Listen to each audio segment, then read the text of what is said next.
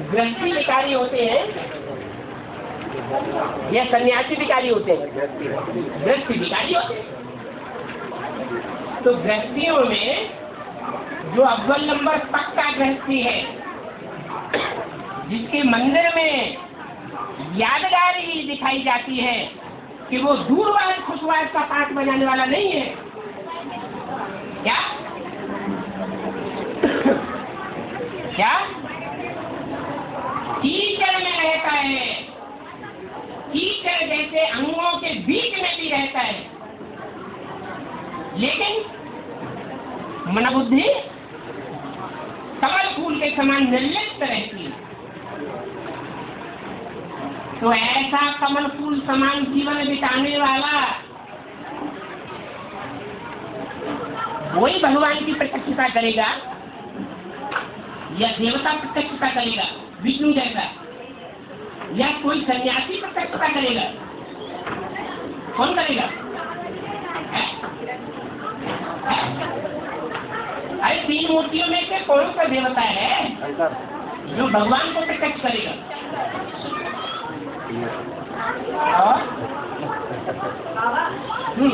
मुझे तो बताया कि भगवान बाप बनकर आता है, उसका क्या कारण? इसका कारण ये है कि स्वदेशी विचारी होते हैं, अनेक संबंध जोड़ते हैं, या विदेशी अनेक संबंध जोड़ते हैं? विदेशी अनेक संबंध जोड़ते हैं और स्वदेशी राम वाली आत्मा स्वदेशी है पक्का,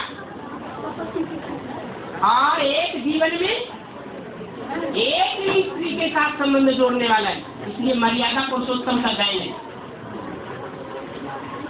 तो भगवान बाप स्वदेशी बनकर के आना अच्छा या विदेशी बनकर आना अच्छा है?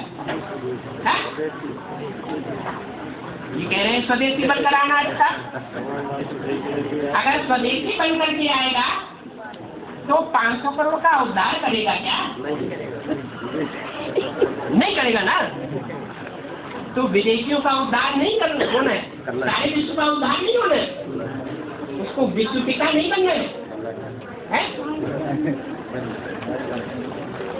वो तो पतियों का पति भी है और बापों का बाप भी है, वो सारे विश्व का उद्धार करने वाला है। इसलिए मुरली में बोला है कि बाप अगर विदेशी बनकर के ना आते तो तुम बच्चों से मिल भी न पाते। तुम बच्चे माने हम बच्चे, जो बच्चे कन्वर्ट होकर के दूसरे धर्म में भी चले जाते, तो विदेशी हुए या स्वदेशी हुए? है? अरे 108 की माला में 12 के कितने ग्रुप हैं? 9 ग्रुप हैं जो भगवान से प्राप्ति करते हैं, और 9 ही मुख्य धर्म है आस्तिक जो भगवान बाप को मानते हैं। तो 9 प्रकार के जो ग्रुप हैं उनमें प्रवृत्ति मार्ग का पोषण करने वाले सिर्फ 2 हैं, सूर्यवंशी और चंद्रवंशी, और बाकी सब कौन है? स्वदेशी है या विदेशी है? सब विदेशी बन जाते। गुरु नानक के सिख धर्म वाले वो भी आज विदेशों में जा रहे हैं ज्यादातर, या स्वदेश में बैठे हुए, वो भी विदेशी बन गए। शंकराचार्य के फॉलोअर्स सन्यासी वो भी विदेशों में जाकर के ज्यादा प्रचार कर रहे हैं। विदेशों में उनका नाम वाला हुआ पड़ा है या भारत में नाम वाला हुआ है? विदेशों में नाम वाला बौद्ध ही, पैदाइश तो भारत की है लेकिन कहाँ पर पड़े हैं? विदेश में, तिब्बत हो, चीन हो, जापान हो। इसलिए बाप को मजबूरन विदेशी बनकर के आना पड़ता है, किसी से मेल मिलाप करना है तो जिससे मेल मिलाप करना है, जिससे मिलना है, उससे मिलकर के रहना पड़े या तोड़ करके रहना पड़े? मिल करके रहना पड़े। तो बाप भी विदेशी बन करके आते हैं। अगर स्वदेशी बन करके आया होता तो तुम बच्चों से मिल भी न पाता। इसलिए एडवांस पार्टी जब तैयार होती है तो सारी दुनिया की जो बीज रूप है, वो बीज रूप आत्मा है। बीज माने पिता, सब धर्मों के बाप, इसको बाप कहा जाता है। तो वो सब धर्मों का बाप, जो सारी विश्व के बाप और उनको बच्चे हैं, उनमें प्रवेश करता है। और उनकी यादगार है रुद्रमाला। रुद्राक्ष के जो मणके हैं उनमें मुख दिखाई जाते हैं। क्या? एक मुख का मणका बहुत कम मिलता है और ज्यादा मुख वाले मणके ढेर मिलते हैं। तो जो ज्यादा मुख वाले बच्चे हैं वो विदेशी हैं या स्वदेशी हैं? वो सारे विदेशी। उन विदेशी बच्चों को, उन बीज रूप बच्चों का परिष्कार नहीं होगा क्या? अगर बीजों का ही परिष्कार नहीं होगा तो सारी दुनिया का भी परिष्कार नहीं हो सकता।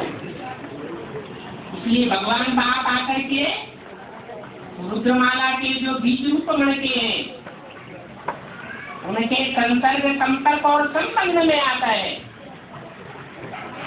और संबंध में आने के लिए संबंध गहरा होता है या ऊपर ऊपर का होता है? गहरा होता है। संबंध इंद्रियों से जोड़े जाते हैं या बिना इंद्रियों के संबंध जुड़ जाते हैं? इंद्रियों से ही संबंध जुड़ते हैं। कोई भी संबंध हो, बिना इंद्रियों के त्याग के कोई भी संबंध साबित नहीं होता है। टीचर है, स्टूडेंट को देखेगा तो उसकी और दृष्टि होगी। टीचर अपने मित्र संबंधियों को देखेगा तो और दृष्टि होगी। इंद्रिय का जो संबंध है उसका वाइब्रेशन बदल जाता है कि एक ही रहता है? बदल जाता है। तो हर इंद्रिय की अपनी अपनी रचना है। इंद्रियों से ही संबंध जोड़ा जाता है। भगवान बाप भी सृष्टि पर आते हैं तो बच्चों के साथ सर्व संबंध जोड़ते हैं, प्रैक्टिकल में जोड़ते हैं। वो बाप भी है, वो हमारा टीचर भी है, वो हमारा गुरु भी है, वो हमारा भाई भी है, वो हमारा खुदा दोस्त भी है, और वो पतियों का पति भी। इसलिए उसे विदेशी बन करके आना पड़ता है। उस तन में आता है, उस तन के द्वारा जब पुरुषार्थ संपन्नता की स्टेज को पहुंचता है तब विष्णु का रूप बन जाता है। और विष्णु तो कोई अलग से आत्मा होती नहीं जिसको चार हाथ होते हो। अगर चार भुजाओं का कोई आदमी हुआ होता तो उसके वंश में भी कोई चार भुजाओं का कोई होना चाहिए कि नहीं होना चाहिए? कोई है? कोई नहीं। भुजा का मतलब है मददगार। कोई का भाई शरीर छोड़ देता है तो हाँ मेरी दाहिनी भुजा कट गई, तो भुजा कट गई क्या है? मददगार टूट गया। तो ऐसे ही भगवान के कार्य में 100% मददगार 4 आत्माएं बनती है। कोई लेफ्ट हैंड के रूप में, वाम मार्गी के रूप में, कोई राइट हैंड के रूप में, कोई ऊपर की भुजाएं, कोई नीचे की भुजाएं। तो वो 4 आत्माओं के स्वभाव संस्कार का मेल है विष्णु। उन 4 आत्माओं में 100% विषय विकार का खात्मा हो जाता है। इसलिए नई सृष्टि की शुरुआत भी उन्हीं से होगी या और से होगी? और शास्त्र में ब्रह्मा ने विष्णु से बेटा कहा, हाँ, और विष्णु ने ब्रह्मा से बेटा कहा। इसी बात पर उनका युद्ध भी बताया था। विष्णु की जो 4 भुजाएं रूपी 4 आत्माएं हैं, उनमें जो विष्णु पार्टधारी है वो राइटियस पार्टधारी होगा या लेफ्टिस्ट पार्टधारी होगा या दोनों में बैलेंस रखने वाला होगा? कैसा पार्टधारी होगा? बैलेंस रखने वाला होगा। वो राइटियस जो पार्ट बजाने वाले हैं उनमें भी मिलकर के रहता है, और जो लेफ्टिस्ट का पार्ट बजाने वाले हैं उनमें भी मिलकर के रहता है। एक टाइम पर राइटियस का साथी, एक टाइम पर लेफ्टिस्ट का विशेष साथी, एक टाइम पर दोनों का समान रूप से साथी। इसलिए वो विष्णु पालनहार कहा जाता है। विष्णु का जो पार्ट है उस न्यूट्रल पार्टधारी में पार्ट बनाने का संस्कार 100% किसी एक आत्मा में ज्यादा होगा या 4 आत्मा में एक जैसा होगा? है? कोई एक जरूर होगा। तो जो एक आत्मा है वो विष्णु के पार्ट बजाने में 100% सिद्धहस्त है। इसलिए वो विष्णु का पार्टधारी और जो लेफ्टिस्ट पार्ट बजाने वाला है रुद्रमाला का मुख्य मंत्र, उस दोनों का मेल विष्णु का सृजन करता है पार्ट का।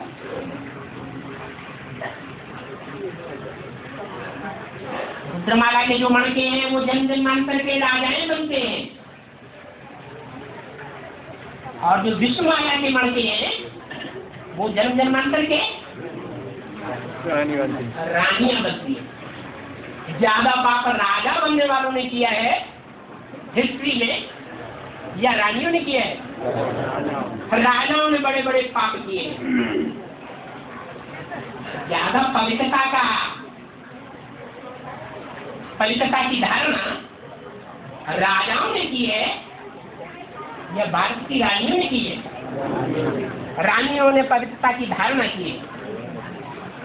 अगर राजाएं विधर्मियों से हारने लगे तो रानियों ने क्या किया? जौहर कर दिया। हमारे शरीर को, शरीर के अंगों को विधर्मी हमें छू करके वैश्या न बना दे।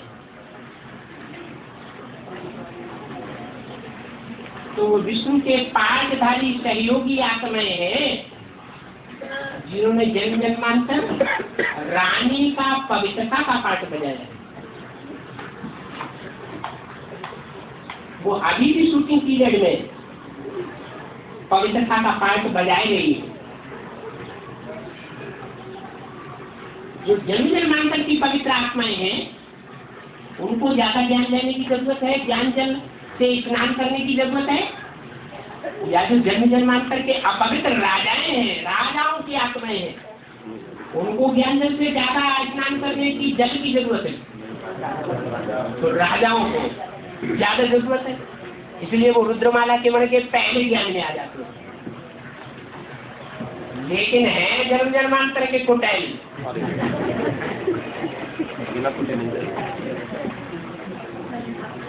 ये पुरुष प्रकृति की आत्माएं हैं दुर्योधन दुशासन जैसी, जल्दी सुधरने वाली नहीं है। ओम